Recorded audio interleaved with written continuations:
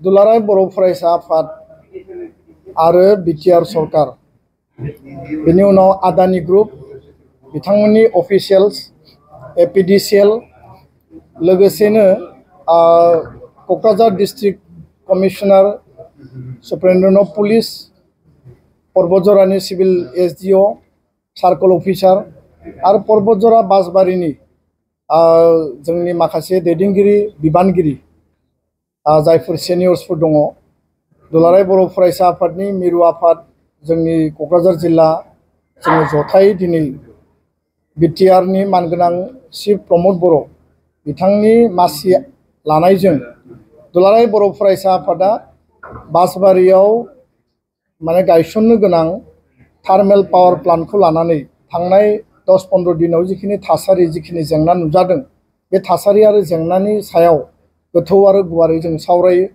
आरो बे सावरायनो थाखाय जोंनिफ्राय अफिसियेल लेटार हरनाय जादोंमोन जे गिबियाव जोंखौ बुजायनांगौ जोंनो खिन्थानांगौ जोंनो मिथिहोनांगौ आरो बे लेटार हरनाय बायदियै बिटिआरनि मानगोनां चिफ प्रमद बर' बिथाङा दुलाराय बर' फरायसा आफादजों लोगोसे गासै बे थार्मेल पावार प्लान्ट गायसननायनि जिखिनि एजेन्सिसफोर दङ बिथांमोनखौ हांख्रायनानै जथायै दिनै मोनसे जोबोद ओंथिगोनां गोथौ आरो गुवारै मोनसे सावरायलायनाय जायो आरो बे सावरायलायनायाव दुलाराय बर' फरायसा आफादा पर्बतजरा बासबारिनि बा दुखि जरा पाग्लि जरा पार्ट 2 आरो जेसेबां बे रायजो राजाफोर दङ बिथांमोननि सार्थखौ बिथांमोननि जि मोनसे ग्रिभेन्सेस बिथांमोननि सेन्टिमेन्ट आरो इमसनखौ गिबियाव लाखिनानै प्रायोरिटियाव लाखिनानै जोंनि जिखिनि दाबिफोर दङ जोंनि जिखिनि कनसार्नफोर दंमोन जिखिनि ग्रिभेन्सेसफोर दंमोन बेखौ जोङो दिनै हाउसआव बे सावरायनायाव जोङो लाखिदों एस्टाब्लिश खालामदों आरो बे बिथिङाव दुलाराय बर' फरायसा आफादनिफ्राय जोङो स्ट्रंलि जोङो एपिडिसिएल आरो आदानि ग्रुप आरो बिटिआर सरकारनिसिम जोङो स्पष्टयै बुंदों जे बे पावार प्लान्टखौ गायसननो थांनायाव जिखिनि गिबि मेप बानायनाय जादोंमोन आरो दा फोर्थ माने ब्रैथि मेप बानायनाय जादों गिबि मेपआव जोङो नायदों जे नंगौ बै समाव रायजो राजानि माखासे जि ओनसोलफोर दङमोन गामिफोर दङमोन बेयो सेटेलाइट मेपआव सरजाब जादोंमोन सेटेलाइट मेप नाथाय रायजो राजानि जि दाबि दुलाराय बर' फरायसा आफादाबो जों दाबि लाखिदों जे रायजो राजानि क्षय क्षति जानाय रायजो राजानि माने खहा जानाय कुनु कारनाव दुलाराय बर' फरायसा आफादा बेखौ जोङो गनायनाय नङा आरो बे खोथाखौ लानानै खेबनै खेबथाम आरो खेबब्रै दिनै फोर्थ जि मडिफाइड मोनसे मेप जोंनि जि दाबि जोंनि मिथिनाय हास्थायनायाव सरकारनिफ्राय सार्कल अफिसारा जिखौ देखायबाय बेयाव गंसेबो नखर गंसेबो गामि गंसेबो खेथि बारि बागान बा लामा स्कुल इन्स्टिटिउसन बेबायदि जेबो गैया गामिनिफ्राय खेथि फोथारनिफ्राय 200-300-100 मिटार गोजानाव दिनैनि जि गोदान मेप बे मेपखौ बिथांमोना तयार खालामदों आरो बिथांमोना बुंदों जे 33% ग्रीन जन जेरै बेयाव साल बागान दङ दंफां लाइफां दङ बे ग्रीन जनखौ बिथांमोना प्रिजार्भ खालामनानै भारत सरकारनि नियम बायदियै बिथांमोना बेखौ लाखिगोन होननानै बुंदों दा जोंनि गिबि कनसार्नआ बेनो जे दुलाराय बर' फरायसा आफादा कुनु कारनाव रायजोनि खहा जानाय बारि बागान न' बां खेथि बा जि दङ बेयाव बे सम्पतिफ्रा कुनु कारनाव बे थार्मेल पावार प्लान्टनि सिङाव जाहाथे कुनु कारनाव फैया कुनु सासे मानसिखौ एभिक्सन खालामनाय बेनिफ्राय खारनो गोनां जानाय आरो बिथांमोननि सायाव बायदिसिना थासारि जानायखौ जों दुलाराय बर' फरायसा आफादा लुबैया जोंनि सार्थआ बासबारि ओनसोलनि राइज पर्बतजरा बिटिआर ओनसोलनि रायजो राजानि सेफ्टि सिकिउरिटि बिथांमोननि भबिष्यतनि थाखाय सेन्टिमेन्ट आरो इमसनखौ सरकारजों लोगोसे एपिडिसिएल आदानि ग्रुपआ खोनासंनांगौ कुनु कारनाव पुलिस फोर्स बाहायनानै एडमिनिस्ट्रेशन बाहायनानै जाहाथे जर जुलुम खालामनाय जाया बेबायदि भायलेन्स माने लाइक सिचुएशन जाहाथे बेयाव सृष्टि जाया बेखौ जोङो सरकारखौ खावलायदों प्रशासनखौ खावलायदों आरो दाख्लैबावै जि थासारि जालांबाय बे थासारिखौ जोङो गोथौयै दुखु फोरमायदों आरो जि थासारि जादों बेयाव जोङो रेस्ट्रेन जानानै जोङो एमिकेबल मोनसे सलुशननि थाखाय बयबो सिन्ता खालामनांगोन हाबा मावनांगोन थामथि खोथाया जाहैबाय जे रायजो राजानि जि माने गोसोआव जि साननाय गिनाय जे बेयाव एयार पल्युसन जागोन नामा, वाटार पल्युसन जागोन नामा,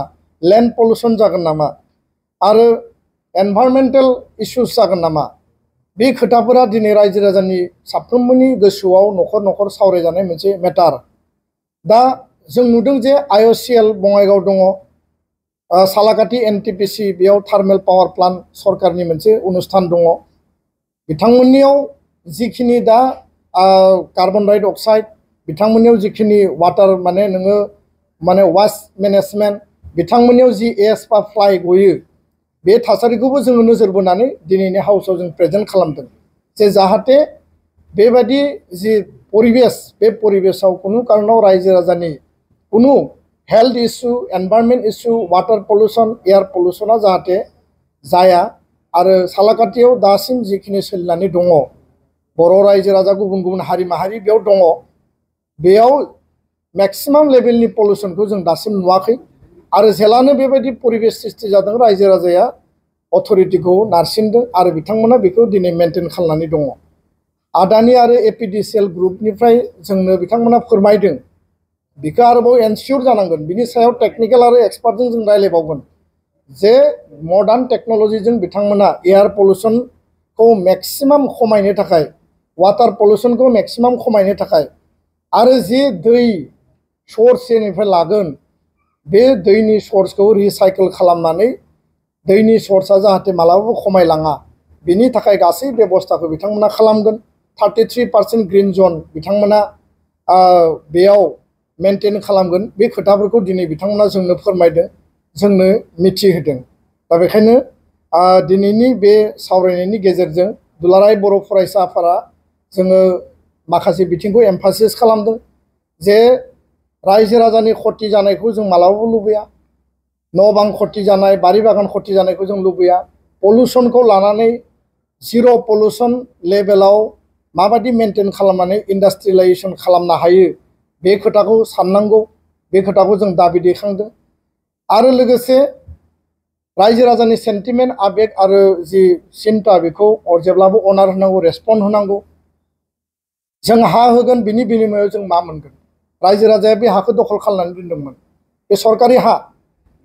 दा बिनि बिनिमयाव रायजो राजानि बा जोंनि इयुन भबिष्यतनि third grade, fourth grade technical, non technical रिक्रुटमेन्टनि बेबस्थाया लकेल पलिसि बासबारि, पर्बतजरा, बिटिआर रायजो राजानि थाखाय जानांगोन।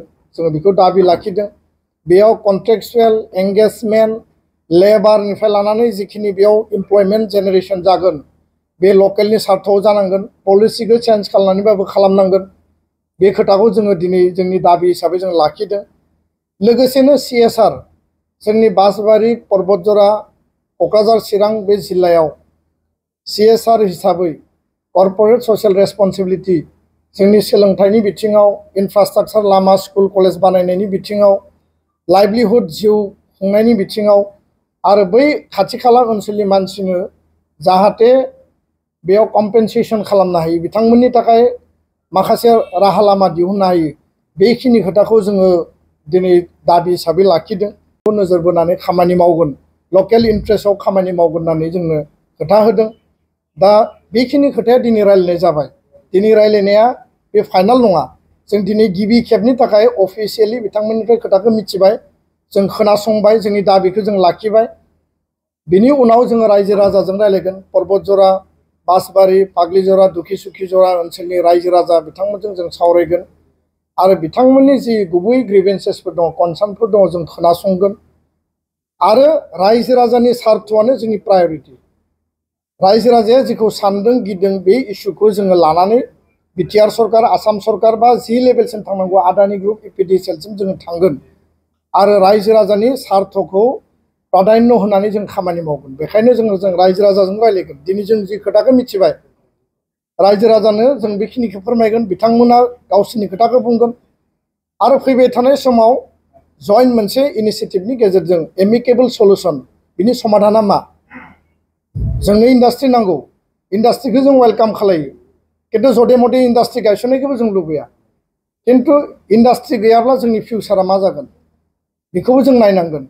आरो बे इन्डास्ट्रिनिफ्राय जोंहा मा बेनिफिट जागोन? इन्डास्ट्रि गायसनना जोंहा बेनिफिट जायाब्ला बिनि थाखाय दुलाराय बर' फरायसा आफादा स्टेन्ड होगोन।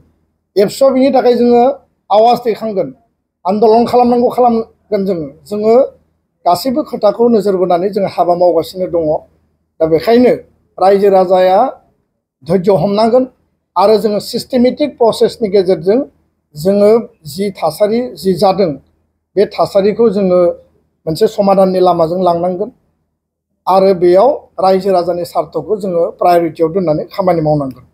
आरो बे गासै बिथिंखौ नोजोर बोनानै दुलाराय बर' फरायसा आफादा बे पलिउसननि बाथ्रा, हा हुनि मेटार, साखरि बाखरिनि मेटार, जौगानाय डेभेलपमेन्ट लकेल स्वार्थनि मेटार गासैखौबो लानानै ट्राइपार्टाइट एग्रिमेन्ट एबसु रायजो राजानि जानानै बिटिआर सरकार, आसाम सरकार, एपिडिसिएल, आदानि ग्रुपनि गेजेराव मोनसे ट्राइपार्टाइट एग्रिमेन्ट मोनसे बुजाबुजि सुक्ति जानांगौ होननानै जोङो दिनै दाबि होदों आरो बिथांमोना बिनि सायाव दिनै एडमिट खालामदों आरो बेखौ रायलायनायनि गेजेरजों खालामगोन होननानै जोंनो खोथा होदों।